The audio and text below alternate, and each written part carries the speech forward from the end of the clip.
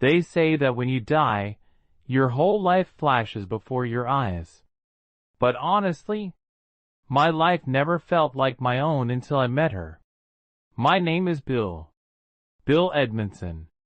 If you looked at me from the outside, I was just a 23-year-old Navy sailor, neatly in uniform, smiling, looking like a kid with a bright future ahead. But beneath this white uniform, there was a black hole I could never fill. I wasn't born in a warm maternity ward surrounded by a joyous, welcoming family. I was born behind bars, in a cold, bleak prison. My mother was a murderer. She killed my stepfather while she was carrying me. So from my very first breath, the world had already told me what I was, a child of tragedy. I never knew a mother's love growing up. I was separated from her, raised in a bone-deep, gnawing loneliness. I didn't know what a family was. I had no model of how a husband and wife should love each other. To me, a family was a fairy tale I read about in books, a dream I stared at through the windows of other people's homes. That's why I joined the Navy. I was looking for a place where I could blend in, a place where my past remained invisible. Here, I wasn't the murderer's son. I was Seaman Edmonson. Then, that night arrived. An ordinary night at the enlisted club on the military base in Bremerton, Washington. Amidst the thumping music, the heavy cigarette smoke, and the rowdy laughter of drunk sailors, I saw her. Rosalina. We called her Rose. She was a Filipina woman with a smile that could melt polar ice. She radiated confidence, something I severely lacked. She seemed perfect. So stunning, so warm, and most importantly, she looked at me like I was the only man in the room. I approached her, asked her to dance. Her laugh was crisp. Our conversation flowed effortlessly, as if we had known each other forever. In my eyes right then, Rose wasn't just a beautiful woman. She was the key to the door of my future. She was the escape from my loneliness. When she started sharing her past, how she was orphaned as a child in the Philippines, raised in a convent, and betrayed by the man who brought her to America, I felt like I had found my soulmate. We were both broken. We were both victims of a cruel world. And when she introduced me to her little girl, my heart instantly melted. This was it. The instant family I had always yearned for. I felt like a hero about to save them, completely unaware that I was the one walking straight into the jaws of a predator. I loved her. Blindly. I gave her my whole heart, my entire world, without a single shred of doubt. I wanted to protect her from all the bastards who had ever hurt her. I wanted to prove that there were still good men in this world. Every time I looked into Rose's eyes, I saw home. I saw a future. I didn't see the dark shadow hiding behind her sweet smile. I didn't realize that, to her, I wasn't even human. I was just a pawn, a golden ticket, a $150,000 life insurance policy, marching blindly toward my own death. Everything moved so fast, like an express train that had lost its brakes. But when you're intoxicated by love and desperation, speed is exactly what you want. 6 months. That was all the time it took before a massive surprise arrived. One day, Rose handed me a small box. I opened it, and inside was a note, asterisk. Surprise, I'm pregnant. Asterisk pregnant. The word exploded in my mind like fireworks. I was going to be a father. I was going to have a child of my own flesh and blood, someone to whom I could give all the love I never received as a little boy. My tears fell. It was the happiest day of my short life. Without a second thought, I proposed. I wanted to marry her as quickly as possible. I wanted to make our little family official. We didn't need a lavish party. We only needed a vow before the law and before God. In a small courthouse, I recited my vows. "Until death do us part," I said, looking deep into her eyes. If only I had known how swiftly that death would come, and exactly where it would come from. Rose smiled, the same smile that had made me fall in love, but I know now it was the smile of a predator that had successfully locked its prey in a cage. Yes, the police would later discover the most agonizing truth of all. Rose was never pregnant.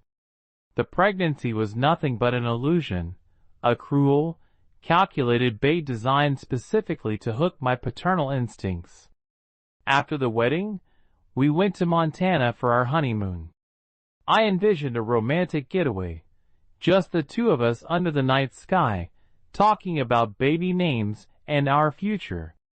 But that was where the first creeping sense of wrongness seeped into my mind. On our very first day as husband and wife, I woke up to find the bed beside me empty. Rose had vanished. When she returned, wearing a look of absolute innocence, she said something that made my blood boil. She had just visited Richard Manthy, her ex-husband, who was locked up in a nearby prison. Her ex-husband. On our honeymoon. My anger exploded, but she manipulated me with masterful precision, twisting the facts until I was the one feeling guilty for being mad. She spun excuses that sounded perfectly reasonable to the ears of a man as naive as me. She knew my weakness. I was too terrified of losing her. So, I swallowed my pride. I forgave her.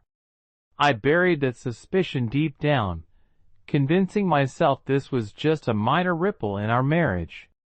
We then bought a beautiful house in a quiet neighborhood. Because my Navy salary wasn't much, we rented out a room to my friend, Mike Caldwell, to help cover the mortgage. Everything looked pristine on the surface. However, the foundation of that house was actually being built upon a stack of dynamite, ready to detonate at any moment. Our new home felt like a fresh start, but soon after, Rose's mask began to crack, and those fractures revealed something truly horrifying. Money. Suddenly, money became everything to her. She started buying expensive things. Luxury furniture, clothes, you name it. And she charged it all to my credit cards. When the bills arrived, the numbers made me choke. We fought bitterly. I asked her how we were ever going to pay for all of this. She simply stared at me, ice cold, and replied, asterisk, "If you can't afford it, that's not my problem." Asterisk, not her problem? I was her husband. But in her eyes, I was nothing more than an ATM that just happened to have a heartbeat. She started disappearing frequently. She would go back to her old house in Port Orchard, returning late at night reeking of alcohol. The distance between us grew wider, replaced by an impenetrable wall of ice. But the climax of this nightmare occurred just 1 week after our wedding. Somehow, I ingested an over-the-counter pain medication. The problem was, I was deathly allergic to that drug. And Rose knew it. The reaction was swift and lethal. I was rushed to the emergency room, fighting for air, feeling my life nearly ripped from my body. When I woke up in that hospital bed, Rose came to visit. Her friends were there. The moment she stepped inside, something inside me snapped. My primal instinct screamed. I yelled in front of everyone, pointing right at her face. Asterisk. "You tried to poison me! You tried to kill me!" Asterisk, I roared. I could see the sheer panic in her eyes, but she was a brilliant actress. She instantly broke down in hysterics, playing the role of the abused, unjustly accused wife. She convinced me that I must have accidentally taken it on the ship. Her tears fooled me once again. I apologized. But this time, something was different. My trust in her was dead. From that day on, I started keeping a diary. A secret ledger where I documented every strange occurrence, every cruel act, and every lie she spun. I had no one to talk to. I didn't even know what a healthy relationship looked like. That diary was my way of clinging to my sanity. I recorded every detail, trying to weigh whether I should stay for the sake of our child or run for my life. I was gathering evidence, trying to comprehend the monster sleeping beside me every night. I didn't know my time was rapidly running out, nor did I know that diary would become the silent witness to the horrors waiting for me in the dark. December arrived, bringing a bone-chilling cold. That night, we decided to go to a bar. I was trying to fix our relationship, searching for whatever scraps of love might still remain. Inside, the music pounded heavily, masking the anxiety hanging in the air. We sat, we drank, but the atmosphere felt entirely off. Rose looked agitated, her eyes constantly darting around the room. Suddenly, a man walked in. A massive man with a disheveled look and a pair of utterly dark, empty eyes. It was Richard Manthy, her ex-husband, fresh out of prison. I had no idea the man was Richard. Rose never told me. She simply told me I needed to go somewhere with her. We stepped out of the bar, the frigid night air immediately biting at my face. Rose drove the car toward her old house. She said we needed to pick something up. I wasn't suspicious. I was far too exhausted to argue. But the moment the car stopped and we stepped inside that house, hell exploded right before my eyes. The man from the bar was already there. Before I could utter a single question, a devastating blow smashed into my face. My nasal bone shattered with a sickening, wet crunch. Blood geysered instantly, soaking my shirt, dripping onto the floor. I staggered backward, desperately trying to defend myself, but the man was too massive, too brutal. He beat me, again and again. I was thrown against the door, ripping it off its hinges, shattering the glass window. The room violently spun. I turned my head toward Rose, searching for help, silently begging her to stop this madman. But what I saw will haunt me even after death. Rose just stood there, watching. Her eyes were ice cold, not a shred of empathy, not a single tear. She just silently observed as her husband was beaten to the brink of death. That was the exact moment I realized. This man was her ex-husband. And this was all her plan. Asterisk. Richard, what have you done? He looks terrible. Asterisk. Rose finally spoke, but her tone was entirely flat, like she was reading from a terrible stage script. Richard, panting heavily, looked down at me and said, asterisk, you need to take him to the hospital. I'm sorry, man. Asterisk. It was a cruel, sickening lie. They dragged me, my shattered, blood-soaked body, into the car. I was fading in and out of consciousness, groaning in agony with every breath. I genuinely thought we were heading to a hospital. I was still clinging to the hope that I would survive. But as the car kept driving through the night, leaving the city lights far behind and plunging into a pitch-black road swallowed by towering trees, I knew I was never going home. The car stopped at an incredibly remote tree farm. The darkness here was suffocating, swallowing every ounce of light.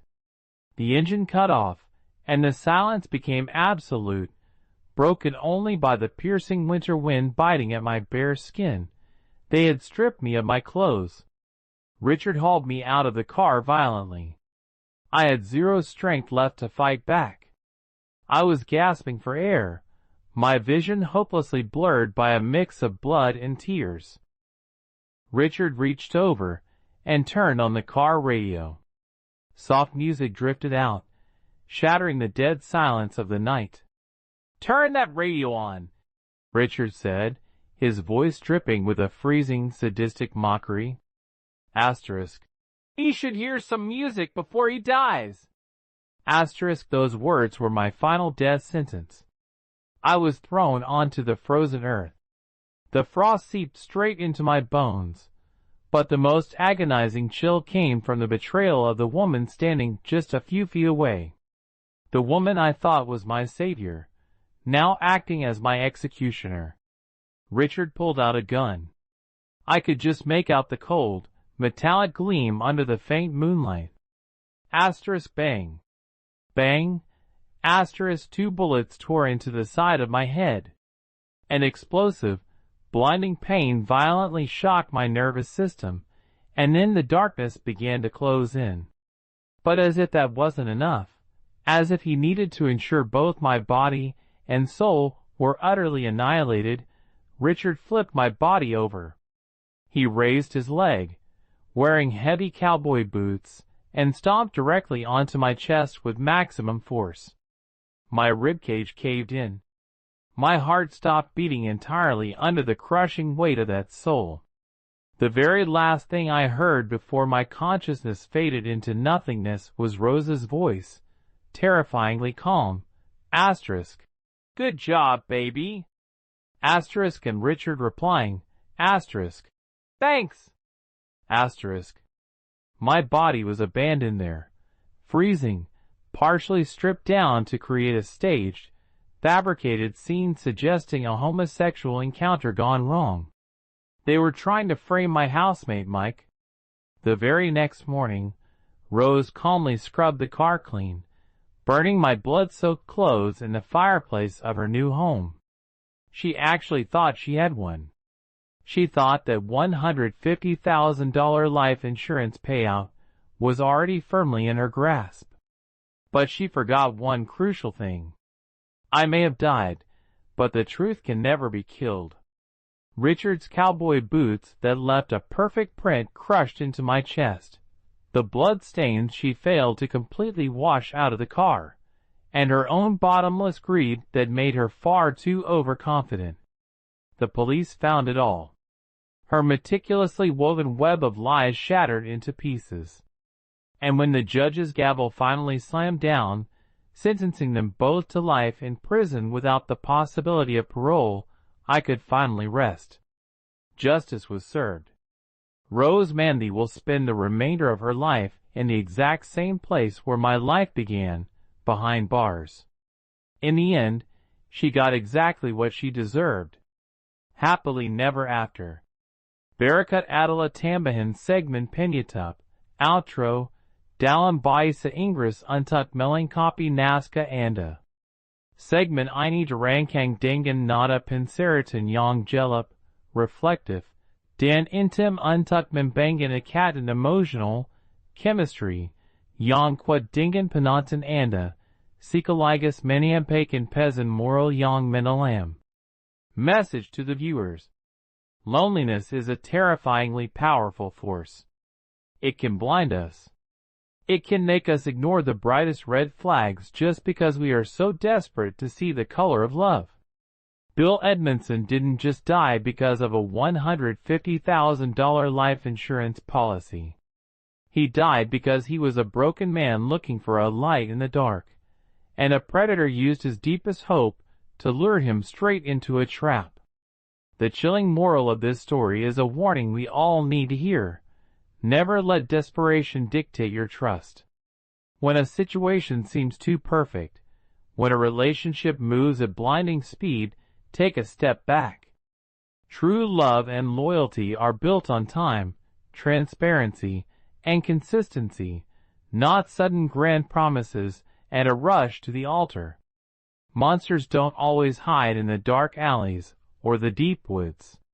Sometimes they stand right in front of you, wearing a perfect smile, offering you exactly what you've always dreamed of having. To everyone watching this, Please look out for yourselves and the people you love. Check on that friend who might be rushing into a relationship out of pure loneliness. Trust your gut. If something feels off, it usually is. I want to hear from you. What went through your mind as you listened to Bill's final moments? Have you ever encountered someone who seemed too good to be true, only for their mask to slip later? Let me know your thoughts in the comments below. I read every single one of them, and let's discuss it together. If this story made you think, or if it sent a chill down your spine, please leave a like, subscribe, and turn on the notification bell so we can continue uncovering these dark truths together. Until next time, stay safe, always trust your instincts, and remember, the most dangerous monsters are often the ones we willingly invite into our homes. Good night.